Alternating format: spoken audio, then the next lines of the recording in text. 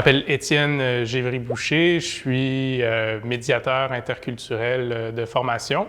Puis je travaille aujourd'hui à Concertation Saint-Léonard comme coordonnateur de la concertation interculturelle.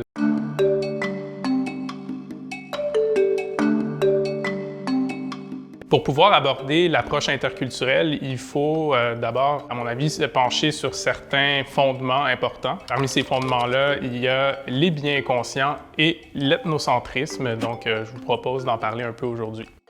Peut-être que vous avez déjà entendu parler des biens conscients, c'est des croyances, en fait, des attitudes qu'on apprend au fil du temps. En fait, c'est des espèces de réflexes, des raccourcis que notre cerveau prend pour traiter l'information plus rapidement. Dit comme ça peut sembler bénéfique, positif, mais ça peut contribuer à mettre des personnes dans le même panier, comme on dit, dans des boîtes. L'ethnocentrisme, en fait, c'est cette tendance-là qu'on a de valoriser notre propre cadre de référence culturelle ou sociale qui construisent qui on est, finalement. C'est de prendre ce cadre de référence-là, puis de l'appliquer comme si c'était une norme, de vraiment prendre pour acquis que tout le monde devrait suivre un peu les mêmes balises que nous, que notre groupe culturel, notre communauté.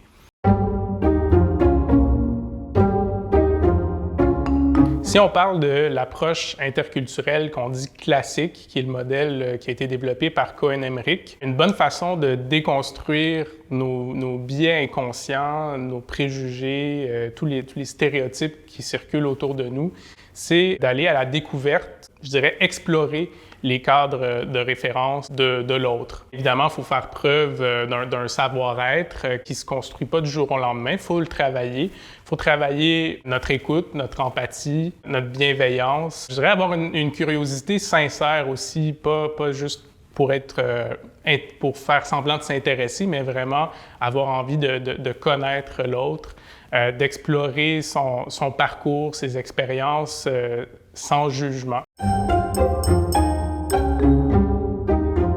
La découverte du cadre de l'autre, dans le cadre de mon travail, c'est au quotidien. C'est vraiment de prendre le temps de s'asseoir en personne ou à distance avec des gens qui ne partagent peut-être pas mon point de vue ou le point de vue de certaines organisations du quartier, puis d'aller de l'avant puis de travailler avec ces gens-là pour améliorer les conditions de vie des habitants d'un quartier, dans ce cas-ci, des Léonardois et Léonardoises.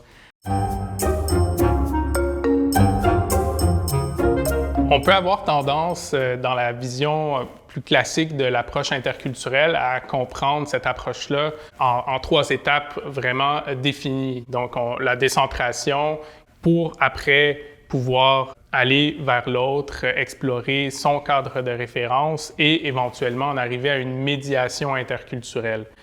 Pour moi, c'est important de faire attention à ne pas séparer de manière aussi rigide ces étapes-là, de se permettre d'aller, par exemple, à la rencontre de l'autre, même si on n'a pas fait tout ce processus d'introspection-là qui est requis éventuellement par l'approche interculturelle, mais qui ne devrait pas être un obstacle. Et puis même s'essayer à de la négociation, à de la médiation, essayer de trouver des terrains d'entente. Il y a une phrase que j'aime répéter aux gens autour de moi, c'est pas nécessaire d'être d'accord avec quelqu'un pour réussir à le comprendre.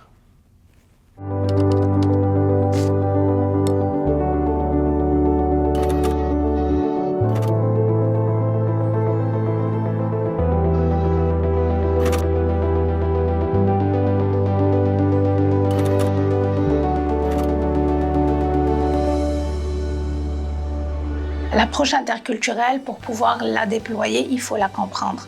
Donc les concepts clés, ça nous permet justement de mieux nous approprier l'approche et d'avoir un meilleur déploiement au moment justement de l'intervention. Ce que je trouve comme concept clé, c'est la culture et la communication interculturelle.